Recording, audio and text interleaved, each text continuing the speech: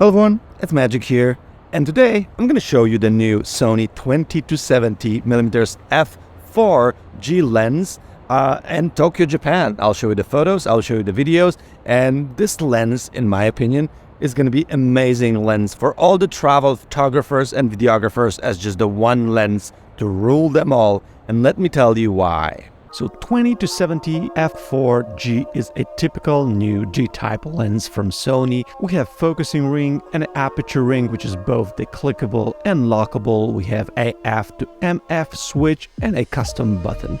The tube does extend when zooming in, but the lens itself feels really nice in the hands. It's a light lens, it's only 488 grams.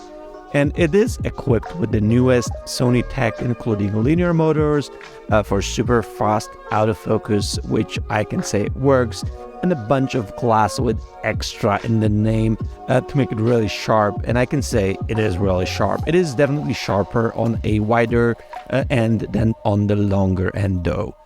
And just take a look at these images. You can actually check them out on my website. There's a link in the description, and download a bunch of the test and comparison photos to play on your own. The odd range of this lens is, as Sony's claiming, a new standard zoom adjusted to how we're actually using our cameras these days.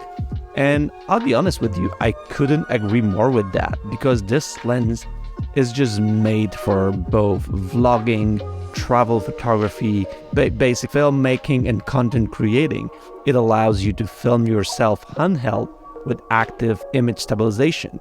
The active stabilization that crops in the image. So if you're using like a standard 24, it's usually just too tight, but 20 gives you that sweet spot. And on the longer end, you have 70mm, making this lens an ultimate vlogging lens in my opinion. So I do feel that this is mostly competing with a quite fresh 16-35 f4PZ lens. And actually, since I've been using that a 16-35 on a daily basis, check out my comparison for vlogging.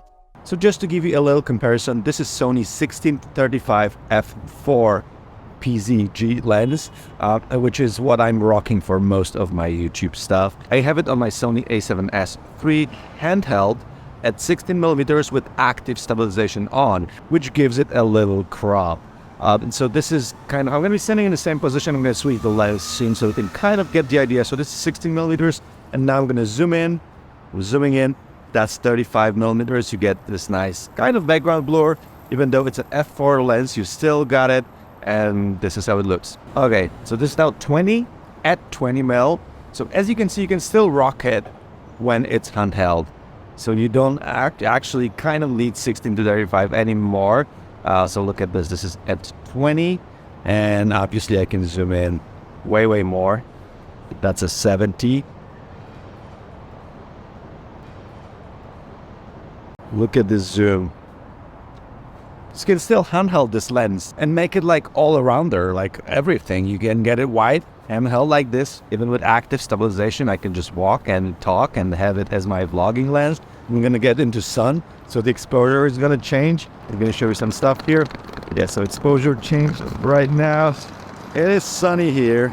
Look at this. They're smoking in bed. That's their smoking chamber. They're waiting in line for this. Just one more thing. So again, handhelding at 20mm with active stabilization on. Now I'm going to just change it to 24.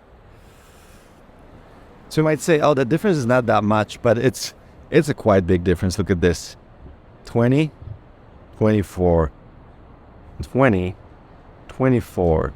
And the size-wise, these lenses are quite close to each other too, with the biggest difference being 16-35 does not extend and it does have a power zoom, but both are light and quite compact. And let me take you to the future magic reviewing these photos in front of the computer so I can give you like a full opinion of the quality of this lens. Future magic here back at home. So let's take a look at photos. So we have really sharp, nice images. Look at this, all edited with my Magic Cadabra preset. Check it out in the description. Thank you.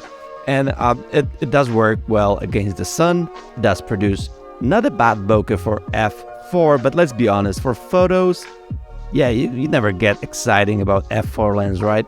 So What is exciting about this lens is again that weird range of 20mm on the wider end and 70mm on the longer end, and I've been using this a lot on this trip. I was shooting both super wide angle photos and a super long tele photos. So if you just want a one lens for, travel stuff, to just have it on your camera and just walk and shoot, I truly think this one is like a good option. You can create very unflattering portraits on 20mm like this one of Taylor, and you can also shoot some nice too using 70mm, so that's nice. But also there's something I noticed when I imported these photos into Lightroom, something that's quite interesting that I already saw that with 16-35 back when it was announced. So in camera you cannot turn off the lens compensation for this lens, at least at this point. Maybe we'll have an update later on, but now you cannot, meaning whenever you film with this lens or take photos, whatever you see on the screen, the embedded JPEGs or the video is already corrected in camera. And then when you import the photos to Lightroom, you start seeing the actual distortion of this lens, which is quite significant, specifically on 20mm up to 40-ish millimeters. You can see it here. So this is the embedded JPEG. So this is, if you'll be shooting JPEGs, this is what you're getting.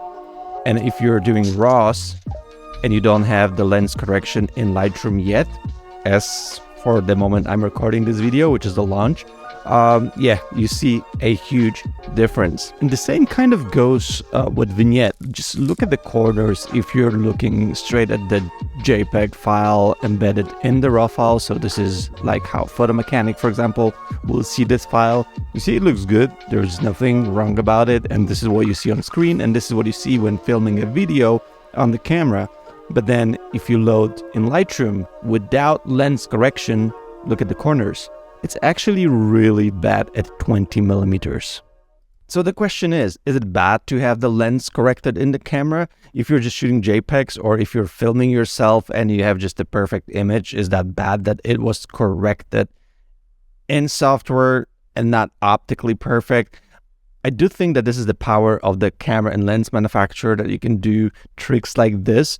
So you can create smaller lenses. They're not that perfect optically, but then you can adjust for that imperfections via software stuff in camera. So you never experience that optical imperfection.